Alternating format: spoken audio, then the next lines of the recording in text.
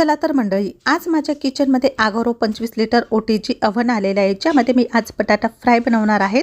सुरुवातीला ओव्हन 10 मिनिटांसाठी प्रीहीट करून घ्यायचा आहे। 200 डिग्री टेम्परेचर वाढवलेले आहे आणि याचे दोन्ही रॉड चालू ठेवायचे, खालचा आणि वरचा। त्यानंतर आता आपल्याला ओव्हन 10 मिनिटांसाठी प्रीहीट करून घ्यायचा आहे, तोपर्यंत आपण रेसिपीला सुरुवात करू। तर इथे मी मीडियम आकाराचे 4 बटाटे घेतलेले आहे। आज आपण बटाटा फ्राय कसे करायचे ओव्हनमध्ये ते बघणार आहोत। तर 4 बटाटे मी साळून घेतले आणि त्याचे अशा प्रकारे काप करून घ्यायचे। काप केल्यानंतर पाण्याने स्वच्छ धुवून घ्यायचे। फक्त 4 ते 5 मिनिटांसाठी गरम पाण्यामध्ये चिमूटभर मिठामध्ये हे बटाटे आपल्याला वाफवायचे। त्यानंतर कॉटनच्या कपड्याने पुसून घ्यायचे। आता याची टेस्ट वाढवण्यासाठी इथे मी थोडासा पेरी पेरी मसाला टाकते, 1 चमचा। त्यानंतर चिमूटभर मीठ आणि 1 चमचा कॉर्नफ्लॉवर टाकलं।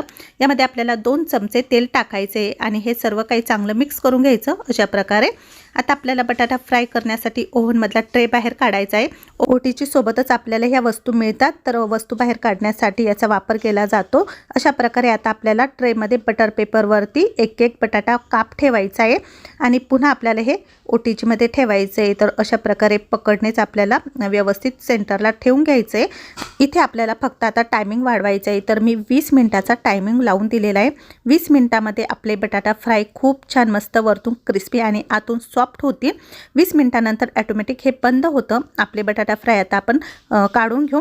ट्रेला डायरेक्ट हात लावायचा नाही, नाहीतर हाताला चटका बसू शकतो। तर ह्या वस्तू आपल्याला ओटीजी सोबत मिळतात, त्यानेच आपल्याला गरम वस्तू बाहेर काढायच्या आहे। तर आपले इथे पेरी पेरी पोटॅटो फ्राय छान असे मस्त झालेले आहे। तर तुम्हाला आवडले असेल तर नक्कीच बनवून बघा।